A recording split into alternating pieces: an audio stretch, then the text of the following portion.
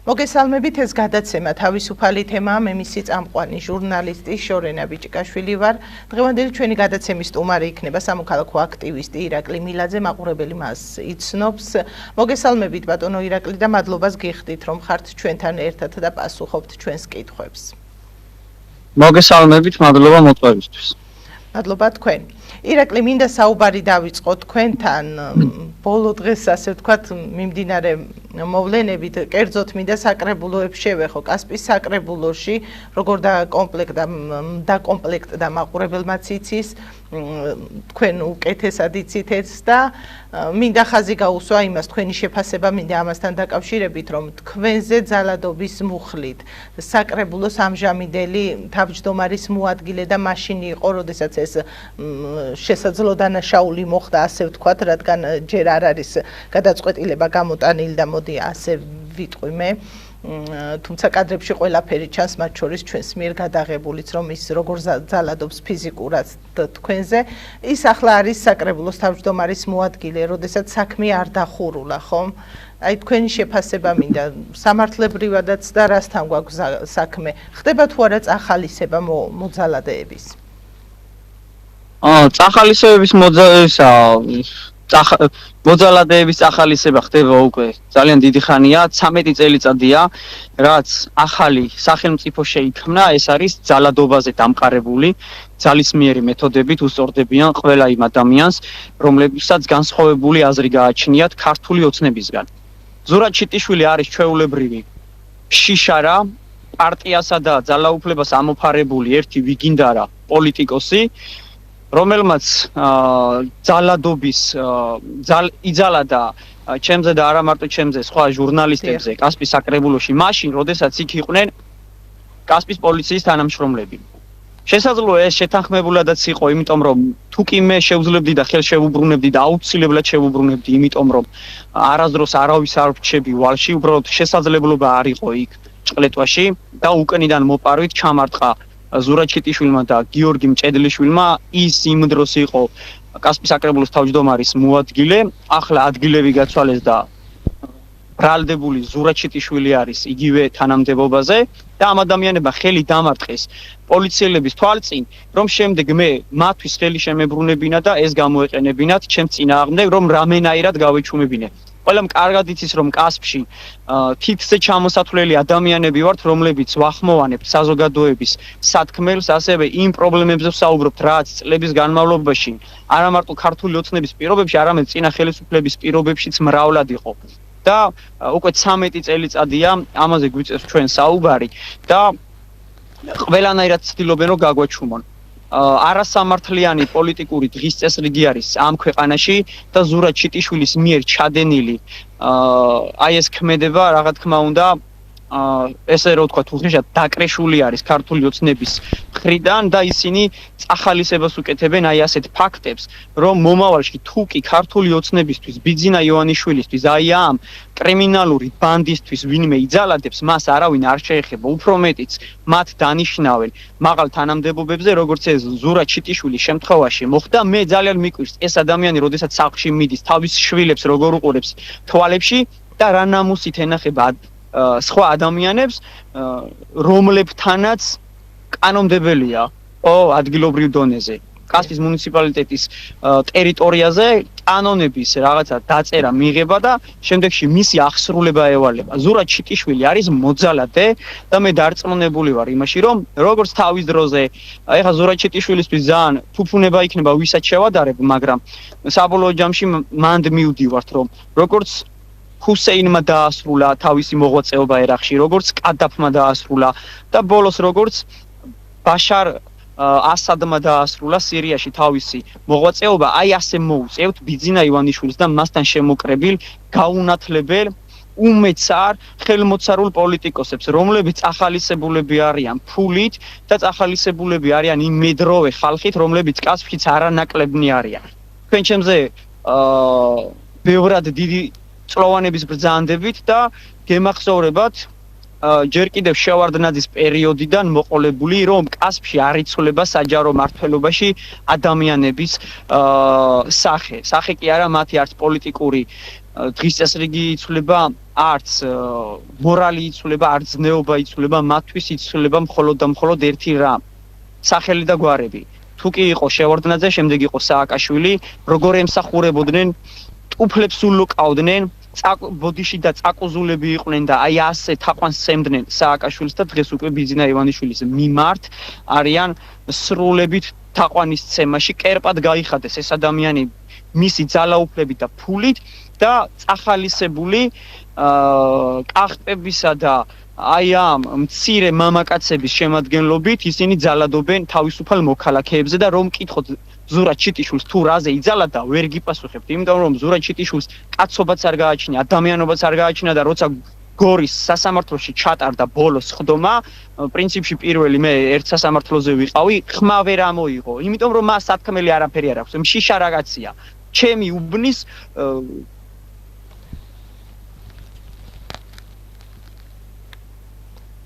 ზედაუბანში ცხოვრობს კაცში. უბანცვლება, არავის არ უნახავს უბანში გამოსული ეს ადამიანი.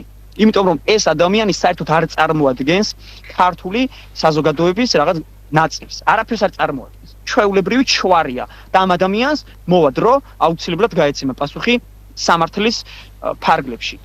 ირაკლი, სასამართლო ახსენეთ, მეც ვესწრებოდი ამ პროცესს, მაშინ ქონდა ჟურნალისტებს საშუალება რომ გაგვეშუქებინა, თუმცა ახლა აღარ გვაქვს ეს შესაძლებლობა.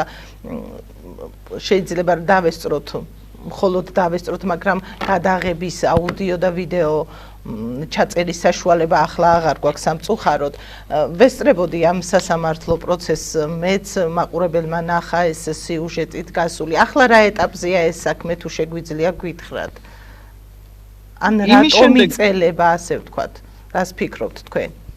ხო, აი წარმოიდგინეთ რა, მზია ამაღლობელი შემთხვევაში, როცა სილა გაარტყა და ეს იყო ძალიან სამართლიანი სილა იმ მოძალადე მილიციელის მისამართით უცბად მიიღეს გადაწყვეტილება. უცბად მიიღეს გადაწყვეტილება აზა ჩილაჩავას შემთხვევაში, რომელიც 71 წლის მოხუცი ქალბატონია და გაგრიდან არის დევნილი და თვითონ ასაფლავებდა გარდაცვლილ ქართველებს.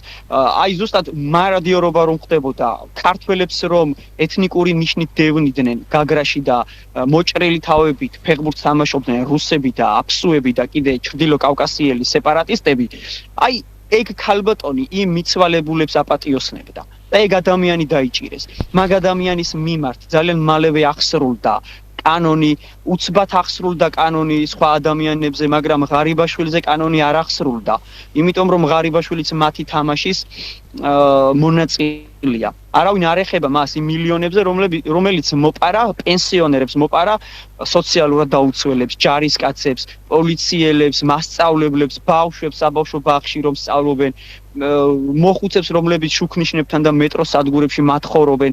აი ამ ყველაფრის მიმართ აღსრულება არ ხდება, მაგრამ აღსრულება ხდება იმ შემთხვევაში, როდესაც ხელისუფლების წარმომადგენლების მიმართ ვიღაცას რაღაცა ოდნავი გადაცდომა თუ კი ექნება. ჩემ შემთხვევაშიც იგივე მდგომარეობაა. რა თქმა უნდა, აღსრულება არ მოხდება, იმიტომ რომ აღსრულება თუ მოხდება, ზურაბ ჩიტიშვილი მაშინ სისხლის სამართლის პასუხისგებაში უნდა მიეცეს და მაყურებელმა რომ კარგად გაიგოს, მათივე პროკურატურის მიერ არის დამნაშავედ ცნობილი ზურაბ ჩიტიშვილი და მე დაზარალებულად მცნო პროკურატურამ. ანუ ფაქტი, ვიდეო მტკიცებულებები, ყველაფერი მეტყოლებს იმაზე, რომ ზურაბ ჩიტიშვილი არის დამნაშავედ, მაგრამ წლებია უკვე 2022 წლიდან დღემდე მიმდინარეობს ეს პროცესი და არავინ არ გამოიტანა განაჩენი.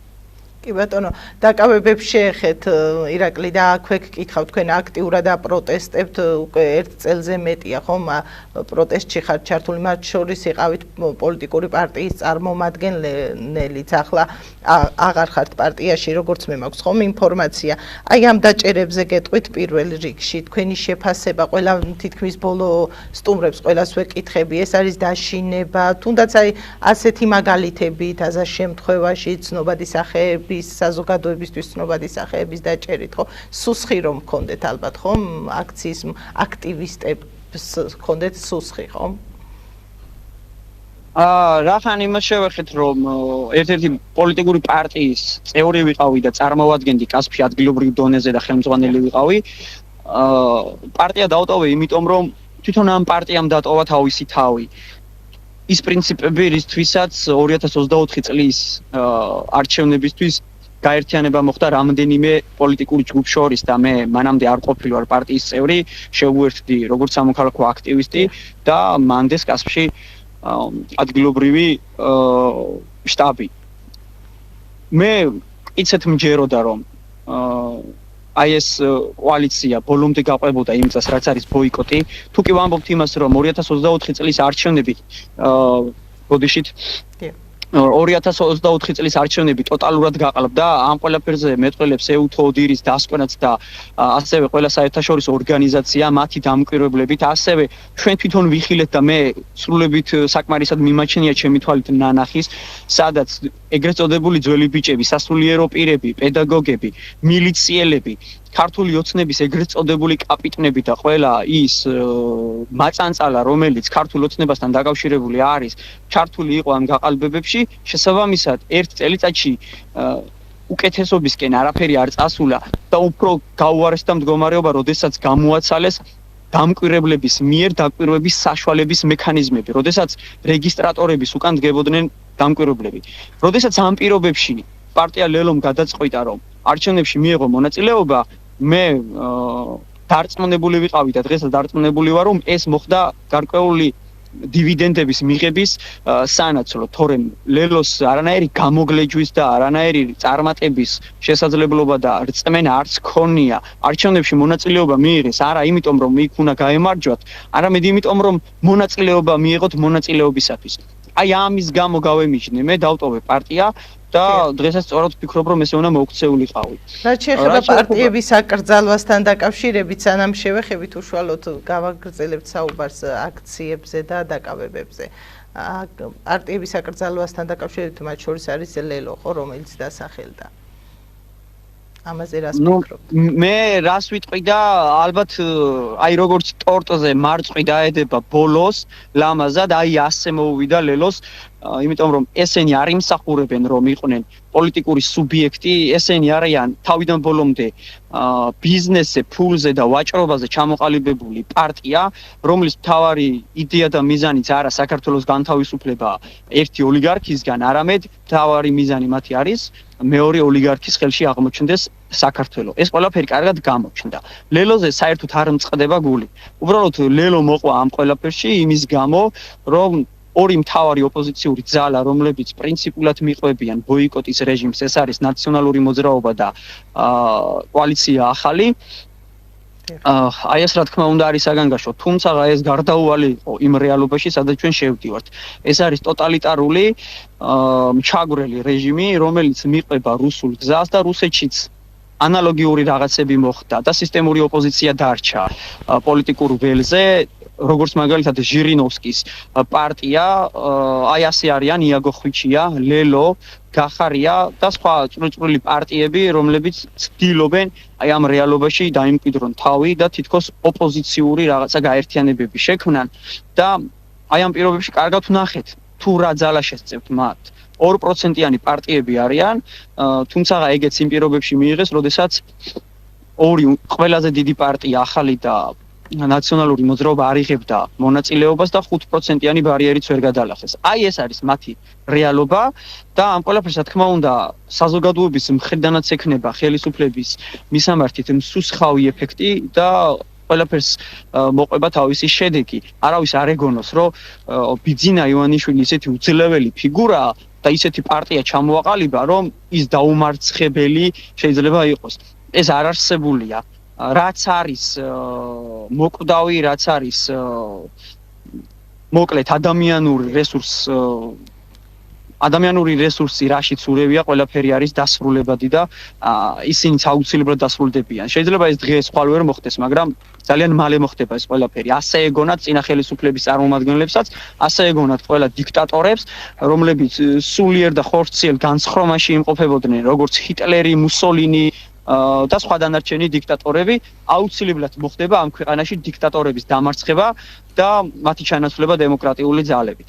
კი ბატონო, დაუბრუნდეთ თემას აქციებთან დაკავშირებით, ხომ, დაჭერებთან დაკავშირებით უფრო სწორად. სადამდე მივალთ ამით, რა შეიძლება მოხდეს, ხომ, ეს ხო ვერ გაგრძელდება უსასრულოდ. თქვენ როგორ ხედავთ პროტესტის რა ფორმებს შემდეგ? კითხვაობას ვერ დავიწყებ როგორც ამას ქართულ ოცნებასთან დაახლოებული და თითქოს ოპოზიციურად განწყობილი ხუხაშვილები, ზურაბიშვილები და ვიღაცები აკეთებენ ხოლმე სხვადასხვა მედიაში და ვერ დავიწყებ იმაზე საუბარს, რომ აუცილებლად ესა და ეს მოხდება, მაგრამ ამ ყველაფერს რომ კარგი შედეგი არ აქვს ჩვენს მხარეზეც ხედავ. ეს საზოგადოების ფინანსურ მდგომარეობაზეც მეტყველებს, ადამიანურ რესურსზეც მეტყველებს, ციხეები გადავსებულია და წინასწარი დაკავების იზოლატორები. ძალიან ბევრ რამეზე მეტყველებს ქვეყნის იმიჯზე. ქვეყანაში აღარ შემოდის ინვესტიციები, აღარავის აღარ უნდა აი ამ ქვეყანაში ფული შემოტანა. თუმცა აი თუ გავიხსენებთ 2011 წელს, როდესაც ბიძინა ივანიშვილმა განაცხადა პოლიტიკაში შემოსვლასთან პრეტენზიები, იქ ამბობდა ივანიშვილი, რომ ამ რეალობაში არავის არ გაუჩნდება ინტერესი რომ ფული შემოიტანოს. აი იგივე რეალობა, თუმცა ცადად მიწასავით განსხვავდება 2011 წელთან თუ შევადარებთ დღევანდელ რეალობას, სრული დიქტატურა ამ ქვეყანაში. ადამიანებს იჭერენ პირბადის გამო, წარმოიდგინეთ, ვინმეს თუ ეგონა რომ 71 წლის დევნილ ქალბატონს მოხუც, რომელიც ავადმყოფობს, რომ დაიჭერდნენ პირბადის გამო, ალბათ იტყოდნენ რომ გიჟები ვართ. ეს რო წარმოგვედგინეთ ჩვენ. რა თქმა უნდა, ამას უკუშედეგი ექნება. ბოდიში და ფეხებს ვერავის ვერ მოსჭამენ. მერაბ კოსტავა რომ კომუნისტების დროს იმ ტოტალიტარულ გარემოში ვერ გატეხეს. ზუსტად ეს არის ქართული ცნობიერება, ქართული სული, ზნეობა და ის გაუტეხელი გონი, რაც ქართველ ერს 26 საუკუნეა და უფრო მეტიც ალბათ, რაც ახასიათებს. ქართველს ვერ შეაშინებენ ვერც ციხეებით, ვერც დაჭერებით, ვერც ჯარიმებით, ვერაფრით. შეიძლება დღეს ჩვენი ბრძოლა არ არის შედეგიანი, მაგრამ აუცილებლად დადგება ის შედეგი, რაც ყველასთვის გასაკვირი იქნება. ნუ თუ ეს ჩვენ შეგვეძლო, აი ასე იტყვიან.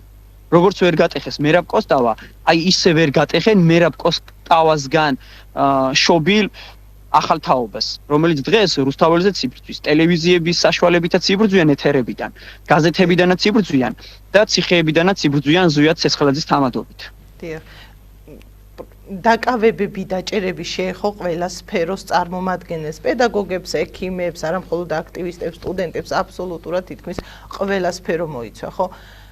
მათ შორის მედიის წარმომადგენლებს. პარალელურად ვხედავთ, რომ ბევრი მედია საშუალება იხურება, ბევრი ისეთ კრიზისშია, რომ არსებობისთვის უწევს ბრძოლა, ხომ? ანუ ყველა სფეროს შეეხნენ, ხომ, ირაკლი, თქვენ ჟურნალისტი ბრძანდებით პროფესიით და რას ნიშნავს მაყურებელს რომ ვუთხრათ, რომ როდესაც ქვეყანაში არ არის თავისუფალი მედია, სად მოუწევთ მათ ცხოვრება? მე ზოგადად მედია ნებისმიერ ქვეყანაში არის მეოთხე ხელისუფლება. არის აღმასრულებელი, არის საკანონმდებლო, არის სასამართლო და არის მედია. აი მედიაზე მედიის კონტროლი არავის არ შეუძლია, არავის არ აქვს უფლება. ეს ვისწავლე პირველ კურსზე. მედიამ უნდა აკონტროლოს სამივე ინსტიტუტი. იმიტომ რომ მედიასა და საზოგადოებას შორის კონტაქტი ასე ხდება. მედიას შეუძლია ქვეყანაში ხელისუფლებების ცვლილებაც, მედიას შეუძლია საზოგადოებრივი აზრის ფორმირებაც, მედიას შეუძლია როგორც დადებითი, ისე უარყოფითი ცვლილებების მოტანა. და მედია თუ კი ეხება რომელიმე ხელისუფლება, ის ხელისუფლება განწერულია დამარცხებისთვის. ტელევიზია თუ არა საზოგადოება ვერ მოისმენს იმ მართალ სიტყვას, რომელსაც ჟურნალისტები საკუთარი სიცოცხლის ხარჯზე აკეთებენ ხოლმე და ჩვენ კარგავთ ვნახეთ ტევ პირველი ჟურნალისტებს რა გაუკეთეს გურამ როგავას ფორმულას ჟურნალისტს. რა გაუკეთეს ტელევიზიებს ამ 13 წლის განმავლობაში, როდესაც რუსთავი 2-ის შემქმნელი ეროსი კიწმარიშვილი მოკლეს საეჭვო ვითარებაში. რას უკეთებენ თქვენს ტელევიზიას, რომელიც დაყადაღებულია და მართლაც რეგიონალური თვალსაზრისით ალბათ თრიალეთმა მოინელა თითქმის ყველა ხელისუფლება, მაგრამ თრიალეთს ვერავინ ვერ მოინელებს. ეხლა არ მინდა ეს რაღაცა მყირალა ტექსტი გამომივიდეს, მაგრამ ასია თრიალეთი ალბათ დამოუკიდებელი საქართველოს ისტორიაში ერთ-ერთი ყველაზე ძველი ტელევიზია, რომელიც რეგიონალურად ფუნქციონირებს და თქვენი ტელევიზია აი ამ პირობებში, როდესაც იმყოფება. მაშინ ხომ კარგი იყო, როდესაც ბიძინა ივანიშვილი მოვიდა და სჭირდებოდა რეგიონალური მედიები, რომ საზოგადოებას გაეგო რეალურად პოლიტიკოსების ხმა. ანუ დღეს აღარ არის საჭირო ქართული ოცნების მხარდამჭერებმა და მონებმა საკუთარ თავებს დაუსვან კითხვა, რას ნიშნავს თავისუფალი მედია და რას ფიქრობენ იმაზე 2007 წელს რაც მოხდა იმედში. ანუ იგივე მდგომარეობა რომ მიდის მედიას რომ შეუწყვეტეს ყველანაირად არსებობის საშუალება. გადახედონ რამდენი გაზეთი, რამდენი საინფორმაციო საშუალება, რამდენი ტელევიზია დაიხურა, რამდენ ჟურნალისტს შეეზღუდა თავისი პროფესიული საქმიანობის აღსრულება. და ასეთ საქართველოს აშენებენ და ასეთი საქართველოსთვის იბრძოდნენ 2012 წელს, თუმცა მეც იქ ვიყავი, მე ამისთვის არ მიბრძოლია. და როდესაც დავინახე რომ ერთი ბოროტი ძალა ჩაანაცვლა მეორე ბოროტმა ძალა, იქ აუცილებელი იყო ჩემი თანამონაწილეობა და არ გავჩერებული ვარ მე ისე როგორც ახლა ეს ადამიანები არიან და აღმოჩნდა რომ 2012 წელს ეს ხალხი იბრძოდა საკუთარი სკამებისთვის, საკუთარი თბილი ადგილებისთვის, ხელფასებისთვის. ბოდიშით და ფეხებს ვერავის ვერ მოსჭამენ, ვერც ტელევიზიას, ვერც სამოქალაქო აქტივისტებს, ვერც პოლიტიკოსებს. განდის მაგალითი გავიხსენოთ ინდოეთში. იჯდა რამდენიმე ათეული წელიწადი, მაგრამ ვერ მოერივნენ, იდეას ვერავინ ვერ მოერევა. იდეა არის ყველაზე ზეაღმატებული, რაც არ გააჩნიათ ხოცებს და მით უმეტეს არ გააჩნია ბიძინა ივანიშვილის. ფული ვერასდროს ვერ იქნება იდეა. იდეა იმაზე მაღალი, იმაზე მეტია, ვიდრე ეს ვინმეს წარმოუდგენია. ირაკლი, მინდა გკითხო, ალბათ პასუხი თითქმის ცნობილია, რას გვიპასუხებ, მაგრამ მაინც მინდა დაგისვათ ეს კითხვა. ახალი მოწვევის საკრებულოები შეიკრიბა, ფაქტიურად ერთპარტიულია, ხომ? თითო ოროლა ადამიანია შესული სხვა პარტიებიდან, ასე ვთქვა. რა ცვლილებების მოლოდინი გაქვს, როგორ განვითარდება მოლოდინი? თუნდაც კასპის მაგალითზე ავიღოთ, რა პრობლემები დგას ყველაზე მწვავედ ადგილობრივებში, რა პრობლემები აქვთ და რისი მოგვარება იქნება შესაძლებელი, ან ვერ მოგვარდება, რას ფიქრობთ? აი იგივე ტყეების სტატუსის მოხსნაზეც იყო ბოლოს აქტუალური ეს თემა, გარემოს დაბინძურებაზე უკვე აღარ არის ხომ საუბარი. აი თქვენ რომ მაუხსნათ მაყურებელს, ყველაზე მეტად რა ჭირდებათ ადამიანებს კასპში? არ მინდა ხოლმე რომ ჩემი საუბარი ცოტა იუმორში გადავიდეს და რაღაცა ვინმეს ეცინებოდეს იმ რეალობაზე, სადაც ცხოვრობთ. როგორ შეიძლება საკრებულოში იმ საკრებულოს იმედი ჰქონდეს ადამიანს, სადაც გიორგი დარბაიძე არის დეპუტატი. კაცი, რომელიც ნავებსა და კატერებს პირდებოდა ახალქალაქის და ახალქალაქის თემში შემავალ სოფლებს, რომ თურმე კონში თეძამი უნდა დაეგუბებინათ, იქ ფესები უნდა გაკეთებინათ. წინასაარჩევნო დაპირება იყო ირაკლი. როგორ? წინასაარჩევნო დაპირება ჰქონდა ასეთი ამ ადამიანს. 2017 წელი იყო თუ არ ვცდები, თუ 14. ხო. ადგილობრივი თვითმმართველობის არჩევნები იყო. მას შემდეგ უკვე მესამე დაირჩიეს ეს ადამიანი. თქვენ წარმოიდგინეთ საზოგადოების ცნობიერება რა დონეზეა. სამოქალაქო თვითშეგნება რა დონეზეა, რომ გიორგი დარბაიძე არის კასპის საკრებულოს დეპუტატი. კასპის საკრებულოს დეპუტატები არიან მოჭიდავეები, ფეხბურთელები, ადამიანები, რომლებსაც საკუთარი სოფლისთვის, საკუთარი უბნისთვის და საკუთარი მუნიციპალიტეტისთვის და ქვეყნისთვის არაფერი არ გაუკეთებიათ. რომ მკითხოთ ქვეყნისთვის რა გაუკეთებიათ, გეტყვიან რომ ქვეყანას გაუზარდეს ჩემპიონები. და რა? ლაშა ტალახაძის მედლები, ეხა ჩვენ ქვეყანას რას აძლევს? ეკონომიკურად განვითარდით, ეკოლოგია გამოსწორდა, პენსიონერებს ხელფასი პენსია მოემატათ, ხელფასება მოიმატა, მონური შრომითი გარემო აღარ არსებობს, პენსიონერები აფთიაქში რომ შედიან 500%-იანი ფასნამატით წამლებს აღარ ყიდულობენ, საბანკო სისტემა გამოსწორდა თუ რა? აი კასპის საკრებულოში რომ არიან მოჭიდავეები ახლა. რა საკეთებენ? 33 კაცი არის 34 კაციან საკრებულოში. ეს არის ჩვეულებრივი, კომუნისტების დროსაც არ იყო მე მგონი ესეთი ის რა ქვია, თვითმმართველობები და პარლამენტი. სრული განუკითხაობა. ვის აქვს ახლა იმის იმედი, რომ დიპლომ ნაყიდი შმაგი ბეგლარაშვილი, უფრო სწორი იქნება შმაგია ბეგლარაშვილი, სოფელ დოეში გაზრდილი და იქ განვითარებული საკრებულოს ის არის თავმჯდომარეა, ეს კაცი რამეს სარგებელს მისცემს. მონათა გაერთიანება, რომლის პირველი მოადგილეც არის კგბ-ს აგენტი თამაზ ტატანაშვილი, მეტეხის სოფლის დეპუტატად არჩეული. მისი მეორე მოადგილე არის ზურა ჩიტიშვილი და აი ეს ბანდა თუინმეს იმის ილუზია აქვს, რომ რაიმის შემატებს კასპს და რაც აქამდე არ გაკეთებულა იმას გააკეთებენ ძალიან ცდებით. ამდენი ხნის განმავლობაში კასპში ეკოლოგიური პრობლემებია. ადამიანები ონკოლოგიური დაავადებების გამო იღუპებიან. იჩეხება ტყეები. ტყეებს უხსნიან ტყის სტატუსს.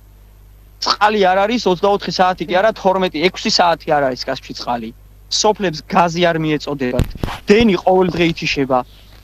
და ეს საკრებულო კი არა, ეს არის ბიძინა ივანიშვილის ზოოპარკი. აი ჯორჯ ორუელის ცხოველების ფერმა, ვისაც აქვს აკითხული, ადვილად მიხვდება, რაზე მაქვს საუბარი რა. ეს არის ზოოპარკი, სადაც ბიძინა ივანიშვილი არის მისტერ ჯონსი და მართავს თავის ფერმას და აუცილებლად მოუწევს ამ ფერმიდან გაქცევა. ოღონდ ნაპოლეონად და სნოუბოლად ვეღარ იქცევა, იმიტომ რომ აუცილებლად დაასრულებს ამას ქართველი ხალხი. დიდი მადლობა ირაკლი თქვენი დროისთვის და იმისთვის რომ პასუხობდით ჩვენს კითხვებს. მადლობა დიდი. მე ბოდიში ქალბატონო შორინა მე დრო ყოველთვის მაქვს თქვენთვისაც. დიდი მადლობა და ძვირფასი კასპელებისთვისაც. უბრალოდ ძვირფასი კასპელები ვერ ხვდებიან იმას, რომ სადაც საზოგადოება არ არის აქტიური, მასზე ძალადობს ხელისუფლება. ფიქრობთ რომ საკრებულო რა წარმომადგენლობითაც არის ეს კასპელების დიდი ნაწილის ნება სურვილზია და განწყობით არის ასე ვთქვათ სურვილით არის შეკრებილი? რანაირად იქნება კასპის მოსახლეობის 39000 ამომრჩეველია კასპში. 15000 კაცის კი არ მივიდა არჩევნებზე. წარმოიდგინეთ რამდენი პროცენტი მივიდა, ხო? რამდენი 35%-იც არ გამოდის, ახლა ესე უხეშად რო დავთვალო. დიახ. ანუ 35% კასპის მერს რეალურად მხარს უჭერს 30% კასპის მოსახლეობის. ისიც გაყალბებით. ვინმეს თუ გონია რომ ეხა კასპის მერს მართლა 14000-მა კაცმა მისცა ხმა, ძალიან ცდებით რა პატივცემულებო. ეს არის გაყალბების საშუალებით, კარუსელი დატრიალდა. თუნდაც ასე იყოს 30%-იანი კასპის მერი და 20%-იანი კახა კალაძე როგორ უნდა მართავდეს თბილისს და კასპის მერი როგორ უნდა მართავდეს 70% იმას რა ქვია მოსახლეობას. ანუ 70% რეალურად არჩევნებში მონაწილეობა არ მიუღია. აი რაც ფურცელზე წერია. თორე იმის იქი მინიმუმ 80%-მა არ მიიღო მონაწილეობა. ანუ ეს ხო იმაზე მეტყველებს რომ ლეგიტიმაცია არ გააჩნია ასეთ არც საკრებულოს, არც ხელისუფლებას. ხო და ძვირფასო კასპელებო, თქვენთვის ვიბრძვი იმისთვის რომ ჩემი შვილი რომ შემეკითხება ხვალზე რას ვაკეთებდი მაშინ როცა ქვეყანას დედა უტირეს. ვიტყვი რომ ვიბრძოდი და თქვენ რას ეტყვით ძალიან მაინტერესებს. მადლობა თქვენ ყურადღებისთვის. მადლობა დიდი ირაკლი კიდევ ერთხელ. დაგემშვიდობებით. დროებით. მაყურებელს კი მომდევნო გადაცემამდე დავემშვიდობები. შეგახსენებთ რომ ეს იყო სამოქალაქო აქტივისტი ირაკლი მილაძე.